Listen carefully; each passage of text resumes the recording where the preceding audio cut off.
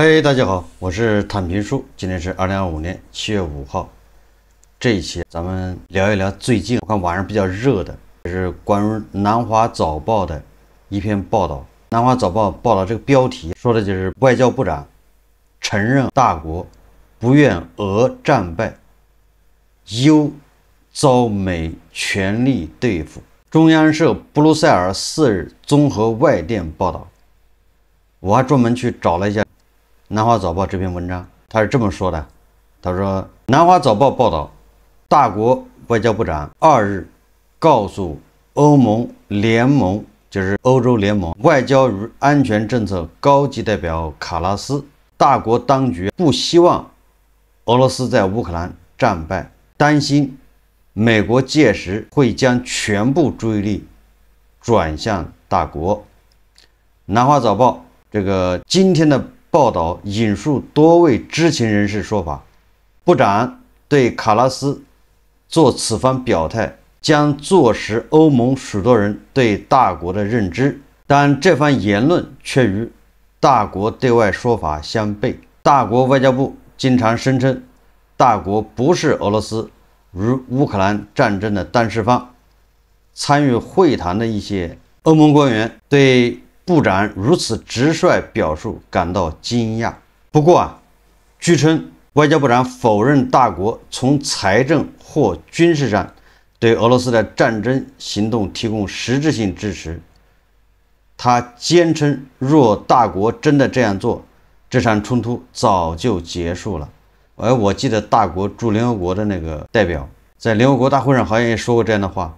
看样子他们内部有这样的一个共识，也就是说大国这个时候支持谁，那这个战争很快就结束了，这个意思。这个报道披露，在长达4小时涵盖各种地缘政治与商业龌龊议题的这场马拉松式讨论中，外交部长据称对卡拉斯上了几堂历史课和说教。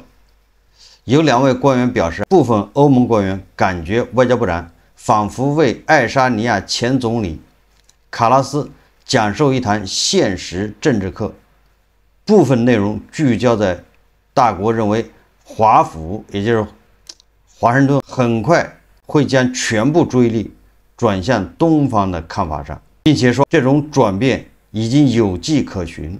美国总统特朗普和国防部长郝格塞斯都已表明，印太地区安全和减缓大国威胁是华府当务之急。外交部长的说法为最新迹象，显示这场战争结局会让大国成为既得利益者。知情人士指出，外交部长和卡拉斯2日在布鲁塞尔会谈时气氛融洽，但不久后就有报道称，在大国当局要求下，欧盟和中国和大国原定7月下旬为期2天的高峰会已被缩短，这将使得欧中峰会只在大国进行1天。欧盟执委会主席范德莱恩、欧盟理事会主席科斯塔原本预定7月24日在大国与大国领导人会晤，25日则前往省会参加商务峰会。总之，就是大国的外交部长说了关键的一句话，他向这个卡拉斯承认大国不愿俄战败，原因是什么呢？原因是担心遭到美国全力对付。这个话怎么理解呢？一时惊奇千层浪，有的媒体说这个外交部长闯祸了，因为刚才南华早报也说了，这个就是内外表述不一，就是大国对外一致说不是当事方，也是跟咱没关系，咱们是促谈劝和。结果你这回你很坦然的说大国不愿意俄战败，忧遭美国全力对付，所以这个是不是闯祸了？甚至还有其他的一些解释。这个话让黄俄那是非常兴奋，那黄俄就认为，你看这不就是国家态度吗？实际上外交部长这个说法我们要做更多的解释理解，不同层面的理解。首先从字面理解第一层意思，大国不愿意俄战败，主要是怕遭到美国全力对付。那现在就是美国他要解决中东问题，他也要解决俄乌问题，所以他不能全心全意的用权力来对付大国，这样减轻大国的负担。这个从逻辑上也能说得通。但是前提是什么？前提是大国跟美国已经开始针锋相对。针锋相对不是说经济上，不是说外贸上面，而是军事上，这个是前提。那根据表象，南华早报也说了，无论是特朗普还是美国的国防部长郝克塞斯，都已经说要把印太地区安全还有减缓大国威胁是美国当务之急。这是第二层意思。那这句话怎么理解啊？你还可以理解成大国不愿意俄战败，是不是就等于大国希望俄战胜？我想这个能画等号吗？不愿意俄战败，并不表明大国希望俄罗斯胜利。俄罗斯如果战败了，那么美国有可能全力对付大国。这句话就是说，大国担心的是美国全力对付。大家也要注意到它的重点是什么？重点是美国会全力来对付大国，这样大国的压力就大，大国的发展就会受到制约，速度就会慢，问题就会更多。所以担心美国全力对付。那么美国在什么情况下会全力对付？也就是说俄罗斯战败了，这是一种可能。那如果俄罗斯赢了，那美国就不会全力对付大国了。所以这里面有个潜台词，如果俄罗斯赢了，俄罗斯还要继续牵制美国，那这样美国才会没有权力来对付大国。那假设俄罗斯要赢了这场战争，他又不愿意去牵制美国，人家跟美国要关系正常化，要做生意。特朗普跟普京俩现在就是这么谈，恢复美俄关系。所以大家仔细想一想，不愿意俄战败是担心美国全力对付大国，同样也不愿意俄获胜。实际上你要仔细去研究，那恐怕他就是希望目前这个状态保持时间越长越好。第三层意思，我认为这个部长突然偏离经常咱们老调重弹，是吧？咱们不是当事方，咱们不是什么，突然来一句说我们担心遭到美国全力对付。那这个话的潜台词是什么？那潜台词就是，如果你美国想结束这种状态，你美国就得承诺，对吧？我不会全力以赴来围堵大国，这是它的潜台词。需要你美国来保证，无论俄罗斯怎么样，美国都不会拿大国当敌人。你只有这样的一个承诺在先，有这么一个保障在先，大国很有可能会改变态度。那这个话说给欧盟听，无非就是让欧盟你给美国带个话。这种事情干过，上世纪70年代，大国跟美国一结盟，就间接的导致后来苏联解体。那这不是没干过啊。所以在我看来，实际上第三层意思更足。这个话相当于摆明了，我的担忧是什么？我的担忧是美国全力对付大国，所以我既不愿意看到这个俄罗斯输，但同时我们也不愿意看到乌克兰输。这个话呀，这个背景是什么？背景是欧盟在游说大国，拿地缘政治和经济利益游说大国，让大国帮欧盟导向欧盟。所以这个部长说了这样的话，所以我分析第三层意思会更足。这个实际上就是在放话，那就看美国反应。美国如果说承诺绝不以大国为敌等等，实际上这是我个人理解。我觉得无论美国会不会全力对付大国，就不管美国它是什么个态度，俄罗斯战败对大国都有好处，只有好处。这个在咱们俄乌那个节目里面说过很多回了。我们假设美国跟大国以后是敌对关系，剑拔弩张，军事上对抗，那俄罗斯人会这么做啊？俄罗斯人不一定能做到像大国现在这样的中立，他最大的可能是两边要好处，敲诈完大国，再敲诈美国，敲诈完美国，再敲诈大国，两边反复横跳，这个符合俄罗斯的人设。俄罗斯这几百年来就这么过来的。这个大国啊，吃过很多这样的亏，要不然你几百万平方公里的领土怎么就让沙俄、让苏联给割走了？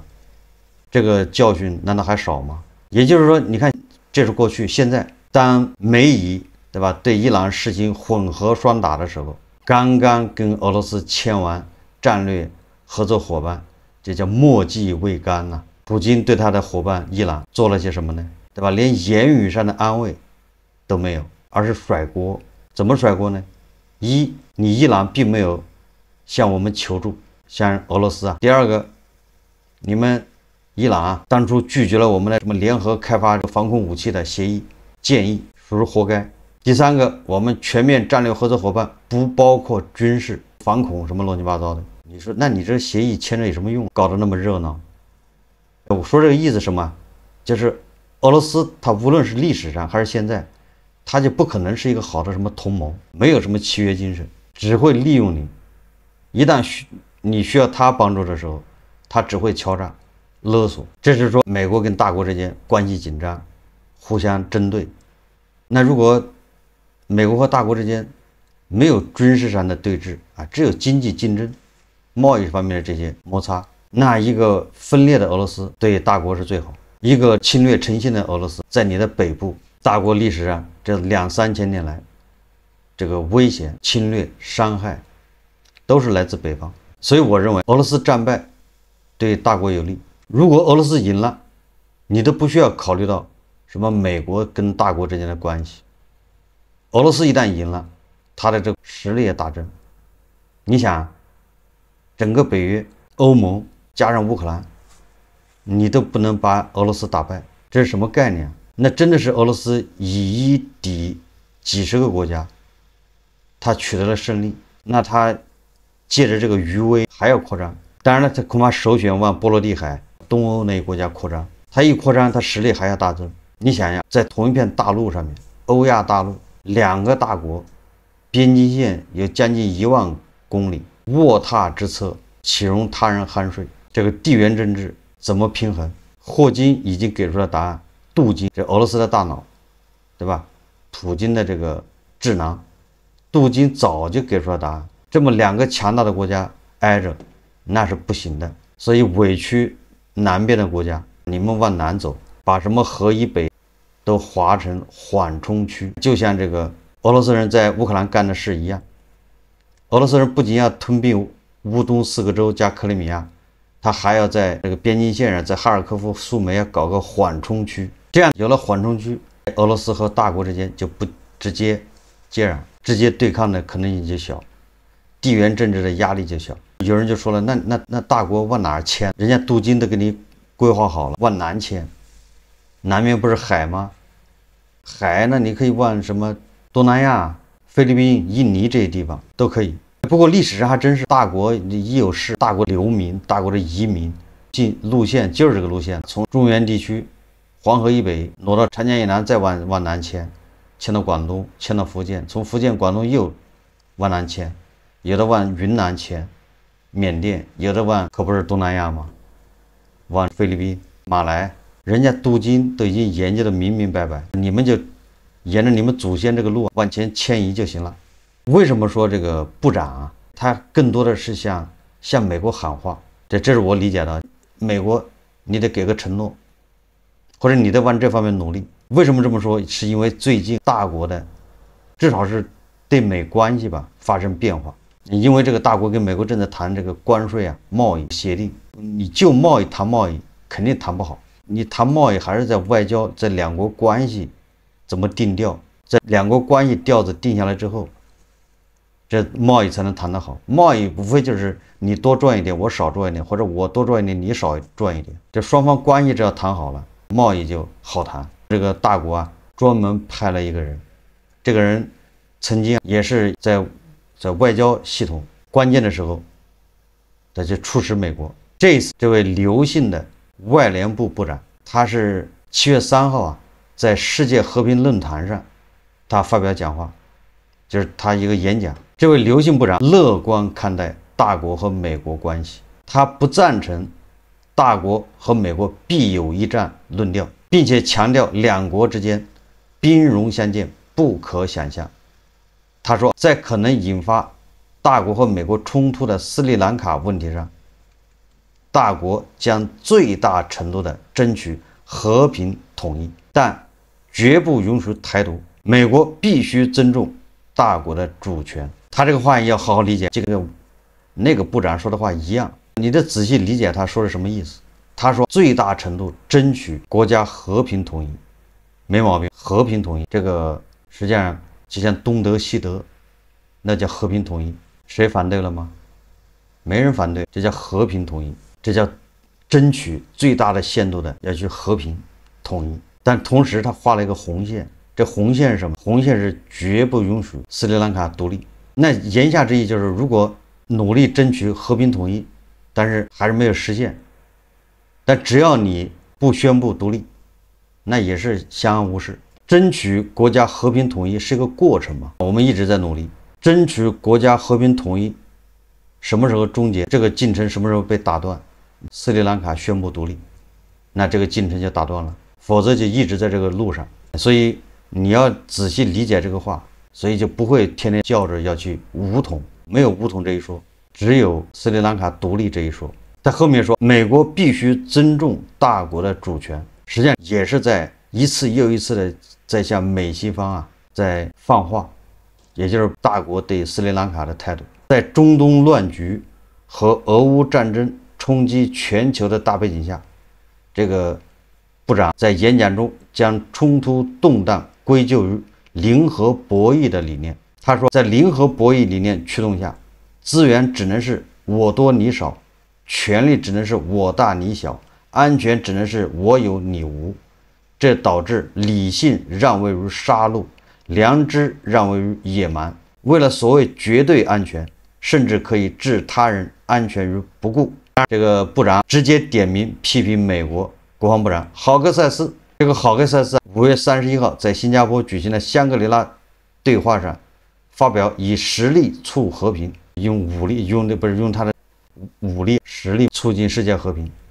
部长认为你这是霸权思维的新化身。说来说去，美国还是要展现武力，而不是对话。那在这种理念的推动下，修昔底德陷阱必然是大国宿命，中小国家也很难独善其身，面临被霸权强迫选边站队，沦为大国尊霸的牺牲品。在科技革命改变战争形态的当下，如果仍执迷于零和博弈，甚至不惜将人工智能应用到战争手段，全球可能面临共同毁灭的困境。在这个记者问答环节，有记者问这个部长如何看待未来大国和美国关系的走向，他表示乐观态度，因为两国人民都希望两国关系友好，世界各国人民也希望大国和美国关系良好。他不认为大国美国必有一战，两国人民都爱好和平。历史给人类太多教训，不可想象大国和美国之间兵戎相见。他奉劝崇尚武力和肌肉的政治家放弃好战言论，停止挑拨冲突和矛盾。在可能引发大国和美国冲突的斯里兰卡问题上，这个部长说大国政府和人民将最大程度地争取国家和平统一的前景，但绝不允许斯里兰卡独立。我们将根据形势的发展，根据我们的需要，根据斯里兰卡独立的动向来决定我们什么时候采取什么样的举措来实现大国的和平。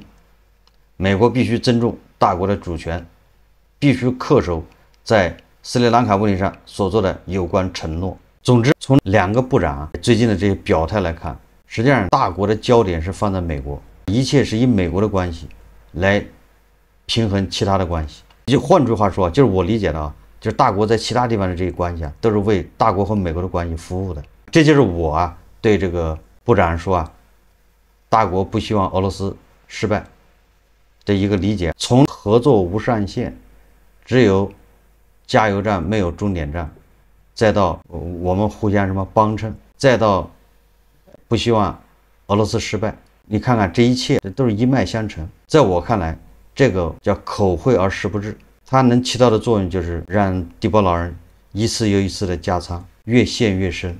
就是这种暧昧的表态，但是也没有实际动作，或者实际动作非常小，都是象征性的，这就让俄罗斯就越陷越深。至于说大国是既得利益者，这个我认为只要大国不下水，只要大国不陷进去，它就是既得利益者，这个是现实。你想俄罗斯被乌克兰拖住以后，在中亚大国在蒙古也就能抡得开，很多合作就能推进，否则在以前这是不可想象。不要说跟中亚跟蒙古的合作，你大国就是想买俄罗斯的天然气，人家都不卖，他不卖给你。这一切都是因为俄罗斯被乌克兰拖住，被揍得鼻青脸肿，遭到欧盟、美国的制裁，所以他被迫才把石油天然气卖给你，以这么便宜的价格啊。从地缘政治角度来说，最不希望大国崛起的就是俄罗斯，所以他把能源他愿意卖到欧洲，卖给德国，他不愿意卖给大国。一个国家发展，尤其是像大国这样的工业、制造业，那首先放第一位的就是能源，而俄罗斯就卡能源这一块。所以你说大国是既得利益者，这也是客观事实。所以我的观点一直不变，俄罗斯解体对我们才叫真正的利好，尤其是对韭菜而言，这俄罗斯解体只有好处没有坏处，没有任何坏处，都是好处。好，这期节目我们就聊到这里，感谢大家收看。如果喜欢我的节目，欢迎订阅转发，也可以在下方留言评论，谢谢大家。